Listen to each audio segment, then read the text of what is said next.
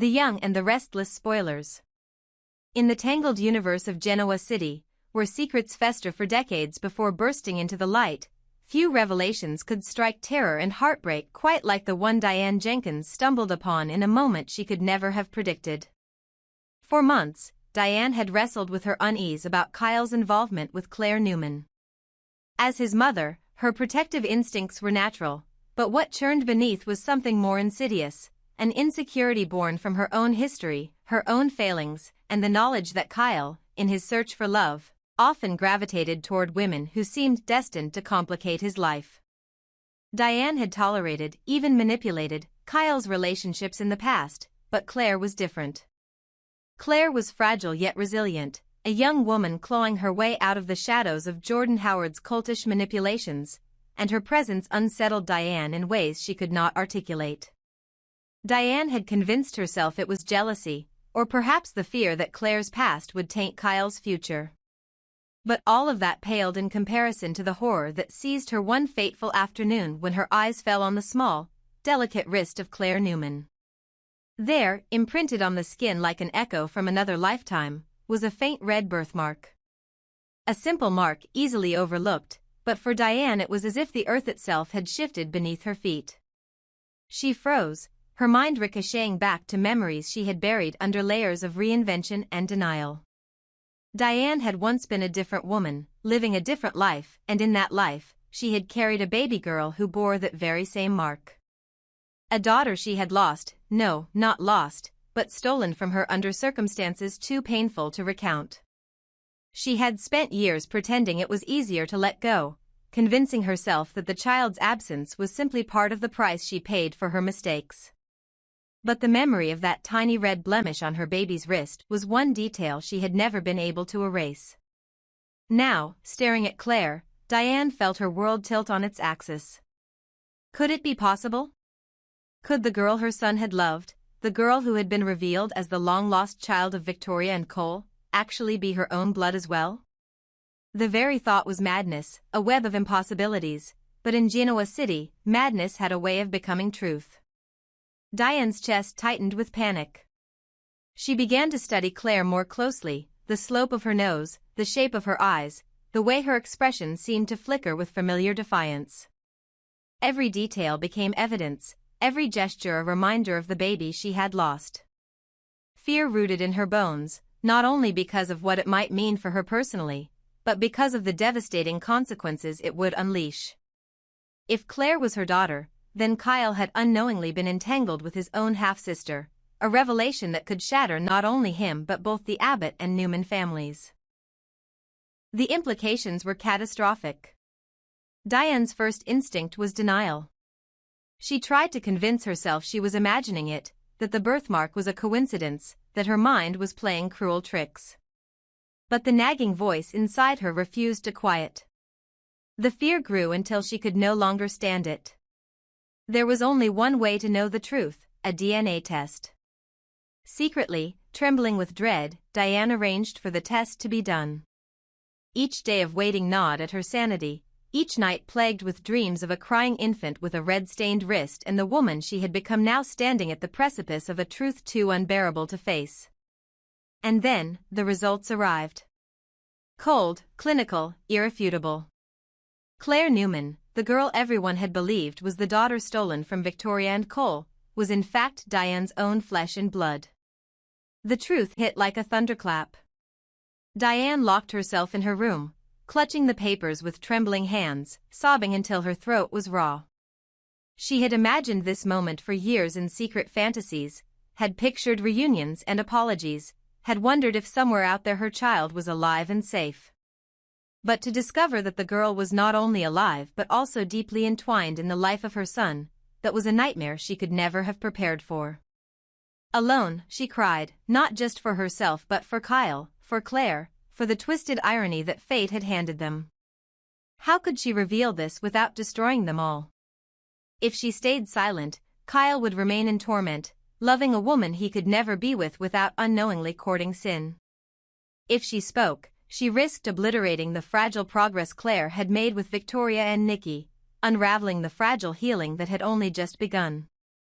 Diane, once so quick to manipulate truths for her own survival, found herself paralyzed by the weight of one she desperately wished she could bury. The very thought of Kyle learning the truth broke her. She pictured his face, his confusion turning to horror, his anger aimed squarely at her for keeping such a secret. She pictured Claire, the girl who had fought so hard to reclaim her sense of identity, being shattered once again by a revelation that would force her to question everything she thought she knew. And what of Victoria and Nikki? What of the Newmans, who had clung to Claire as their miracle returned from the dead? The truth would not only rob them of their victory but humiliate them, expose them, and turn Claire into the center of a storm that might drive her further from stability than Jordan ever had. Diane pressed her hands to her face, the tears hot and relentless. For the first time in years, she felt small, powerless, and truly terrified. She had built her new life on the promise of redemption, on the belief that she could be a better mother, a better woman, a better figure in Genoa City than the one she used to be. But this truth threatened to undo it all. The question loomed, chilling and unrelenting: what was worse? Revealing the truth and detonating the lives of everyone she loved, or hiding it and condemning them to live in ignorance of a bond that should never have been crossed? In Genoa City, secrets never stayed buried, but Diane prayed, for the first time in years, that maybe, just maybe, this one could. She clutched the DNA results to her chest as if holding them tighter might erase the words, but nothing could silence the truth now echoing in her soul. Claire was her daughter. And in that moment, Diane Jenkins knew that no amount of scheming, no manipulation, no desperate act of self-preservation could ever change the terrifying reality she faced. The revelation that Diane Jenkins carried within her chest was one that could destroy everything she had fought so hard to rebuild. For nights she had stared at the DNA results, her hands trembling as she traced the letters over and over, praying they might change if she blinked enough, if she willed them to shift into a different reality. But they did not. They remained fixed, unyielding, undeniable. Claire Newman was her daughter, the child she had once lost, the girl who had lived a life stolen from her, and the young woman who had unknowingly become romantically entangled with her own son, Kyle Abbott. It was the kind of revelation that could level families, burn reputations to ash, and turn love into something tainted forever. Yet silence was no longer an option. Diane had always believed she could outwit fate, twist truths to her advantage, and spin webs tight enough to protect herself. But not this time. This time, the truth was a blade pressed against her throat, and to hide it would mean condemning Kyle and Claire to live a lie more dangerous than any scandal. So, with heavy steps and hollow eyes, she summoned them both to her home, knowing that by the end of the evening nothing would ever be the same. When Kyle and Claire arrived, confusion colored their faces. Kyle, suspicious as ever when it came to his mother's intentions, carried himself with the defensive posture of a man ready to hear another manipulation. Claire, wary yet hopeful, followed, unsure why Diane had asked for them so urgently but willing to grant her the benefit of the doubt. They sat across from Diane, who clasped the envelope with white-knuckled hands, her lips trembling as she struggled to form the words. For a long moment, silence stretched between them, thick and suffocating. Diane finally pushed the envelope forward, her voice breaking as she whispered that they needed to see the truth for themselves. Kyle, frowning, snatched the papers, scanning them quickly, his eyes narrowing with every line. When he reached the conclusion, his head jerked up, fury blazing in his expression. Claire leaned closer, her face paling as her eyes caught the words that cut through her heart. The DNA confirmed Diane as her biological mother. The room spun. Kyle's voice was sharp, accusing, dripping with contempt. He declared it was just another trick, another desperate ploy by Diane to sabotage his happiness and control his choices. He threw the papers down as though they burned, insisting that his mother had gone too far this time, that she would fabricate even bloodlines if it meant destroying what he had with Claire. His distrust of Diane was not new. Years of manipulations, betrayals, and lies had left scars too deep to ignore. To him, this was just the latest in a long line of schemes designed to ensure that he never found happiness without her interference. But Diane did not lash back with anger or defense. Instead, she crumbled before them, tears spilling down her cheeks, her voice quivering with the kind of rawness that no manipulation could mimic. She admitted she had once lost a child, a little girl with a birthmark on her wrist, and that she had carried that grief for years in silence. She confessed that she had prayed to be wrong, that she had hoped the DNA test would free her from the fear clawing at her, but the results had shattered her instead. She begged them to believe her, not for her own sake, but because living in denial would destroy them both. The pain etched on her face was not the performance of a schemer, it was the anguish of a mother whose life had been twisted by fate into an unspeakable nightmare. Claire sat frozen, the weight of the revelation pressing down like a stone crushing her chest. Her entire life had been defined by stolen identities, by lies that rewrote who she was, by manipulations that turned love into betrayal. First, she had believed Jordan was her aunt, only to learn Jordan was her captor. Then she discovered she was the daughter of Victoria and Cole, a truth that had finally given her a place to belong. And now, here was another blow, another identity-shattering truth that threatened to rip her apart once more. Could it really be possible that she was Diane's child? That the family she had come to embrace was, once again, not truly hers?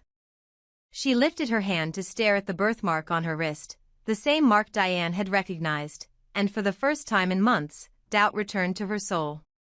Kyle's fury boiled over. He could not accept it, would not accept it. His voice rose as he accused Diane of cruelty beyond measure, of exploiting Claire's fragile state, of trying to drive a wedge between them. He told Claire that his mother was lying, that she was terrified of losing him, that this was nothing more than another manipulation dressed in melodrama. He swore he would not let Diane take from him the one good thing he had found in months of chaos. But as he spoke, his words rang hollow even to himself, because deep in his heart, Kyle had seen the devastation in Diane's eyes, and it was not the expression of a woman playing games.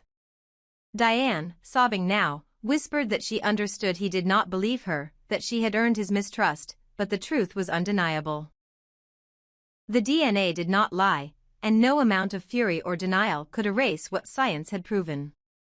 She bit her lip until it bled, willing herself not to scream, not to collapse entirely in front of them. Her strength faltered, but her desperation was pure. She could not allow her children to continue loving each other in ignorance of the bond that tied them. She had to bear their hatred, their disbelief, their contempt, because protecting them from this twisted reality was impossible. Claire rose from her chair, the paper trembling in her hands, her eyes wide with horror. For her, the revelation was not just devastating, it was soul-crushing. The man she had turned to for love, the one who had given her a taste of normalcy, was her brother. The mother she had despised, tolerated, and warred against for years was her mother in truth. The life she had begun to rebuild had just been shattered again, as though the universe itself refused to let her have peace. Tears blurred her vision as she whispered that she could not endure another lie, another betrayal of her identity. The air in the room grew suffocating, the three of them bound by a truth that none of them wanted but could no longer escape. Kyle, torn between rage and disbelief, stormed toward the door, his final words dripping with venom as he declared that Diane had finally destroyed everything. Claire collapsed into a chair, her body trembling as sobs broke free, the papers slipping from her hands to the floor. And Diane, left alone in the wreckage of her confession, sank to her knees, her tears staining the carpet, her heart splintering with the knowledge that she had just destroyed the two people she loved most in the world in order to protect them from something far worse. In Genoa City, revelations like this were never isolated. They were earthquakes that rippled outward, shattering foundations, sending shockwaves through families and businesses, igniting feuds that could last generations. Diane knew that when this truth spread, and it would not only devastate Kyle and Claire but ignite a war between the Newmans and Abbotts unlike any before.